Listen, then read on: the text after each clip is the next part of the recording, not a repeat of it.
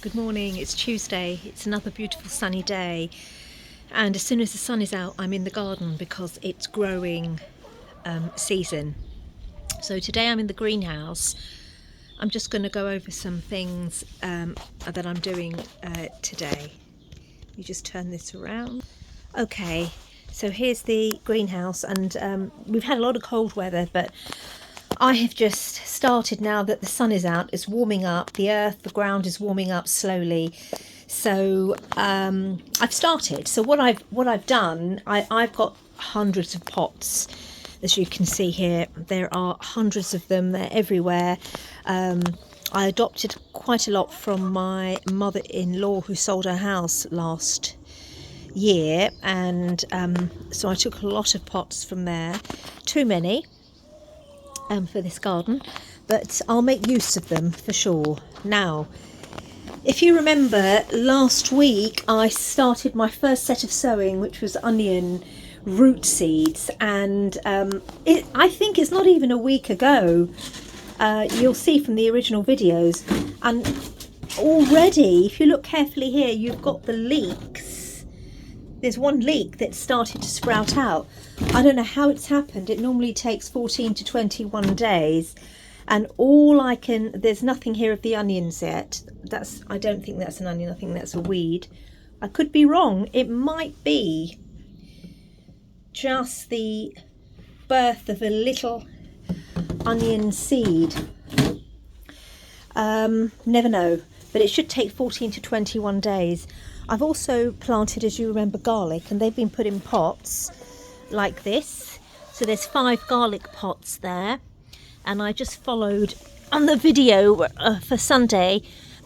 I did put a link at the bottom in the notes, so you can check the link, and I just use that guidance to plant these.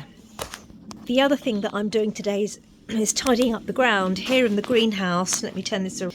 The greenhouse is built on the soil. It's got concrete on the outside, but I wanted to keep the actual soil here so I can grow directly in the greenhouse into the free soil.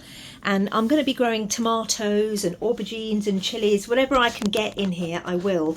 The other thing I'm going to be doing today, now that I've got the seed trays ready and I've bought some compost, seed potting compost, I'm going to be sowing tomatoes. It's a fruit day biodynamically, so it's perfect. The weather is warm. Again, evidence that this one's already germinated, one of them. So I am going to sow some tomato seeds, and I'll have a look at other fruit seeds that could be put in now. It's not warm enough. I mean, I wouldn't sow chili seeds just yet because it's just not warm enough, or okra, or fruit that needs very warm climates.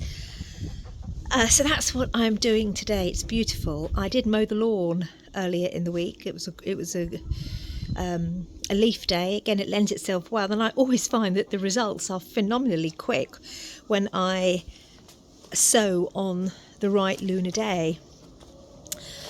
So that's what I'm doing. The other thing I wanted to talk about is, you know, it's really difficult when you have the time, which is an absolute blessing if you've got time to choose what you do with your day. And if you're someone who is just pulled to researching and questioning every official narrative, and it's been approximately 10 years now that I have been reading widely, researching, questioning everything, you come to realise that almost everything is a lie. And it can become very demoralizing, and you can feel extremely lonely. And since I've been reading the Quran and the translation, and I've been reading quite widely, yesterday I was reading a whole section in the addendum on what Satan is, who Satan is, to understand the whole meaning of Satan, how Satan behaves, where it actually stemmed from historically. And even though one could argue that particular piece of writing isn't right or wrong, when you've read widely enough, there is an intuition that tells you that you know it's the truth. You just know the truth, and it's petrifying in some ways. And that's why having faith and knowing that there is a unity in God's creation, and that you can turn to God. I often use the word serve God, but we have to be careful how we use words, because I don't feel I'm a servant of God or I'm a slave to God. That's not what I'm saying. What I'm saying is that God has written down through the Quran a set of laws on how to live your life, and explained what has happened to those who did not live according to a certain moral code, and they were destroyed. And so it also acts as a warning, as Sam Gerrans will tell you in his translation, which is just phenomenal. So when you know what's going on in the world, and the speed at which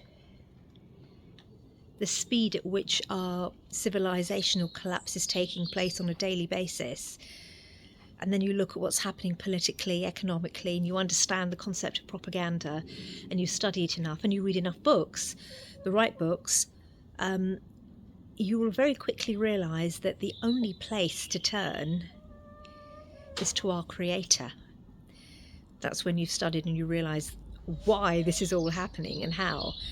And that's where I am today, and that's probably why I spend a lot of time alone, because it's very difficult to get anyone to actually understand you. Even those around me of a religious disposition, the understanding isn't there. Not the same understanding as I've got. It's not there. And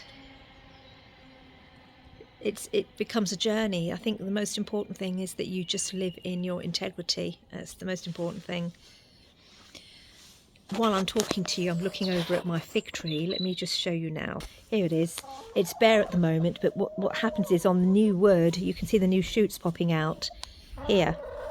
And this fig gave quite a few beautiful figs last year, but I need to prune it, and I need to look up how to prune it, because I'm not sure how. I think I have to cut off some of these, but I'll check and keep the strongest of shoots. But yeah, this should be covered, and I like it not just for the figs but also for the leaves, because it puts these lovely green dense leaves, which make a lovely backdrop and a shade for the chickens over here, and it will go against the wall as well. So it's a fruit day. It's a perfect day to prune the figs too. I hope you get out in your garden and have a good day.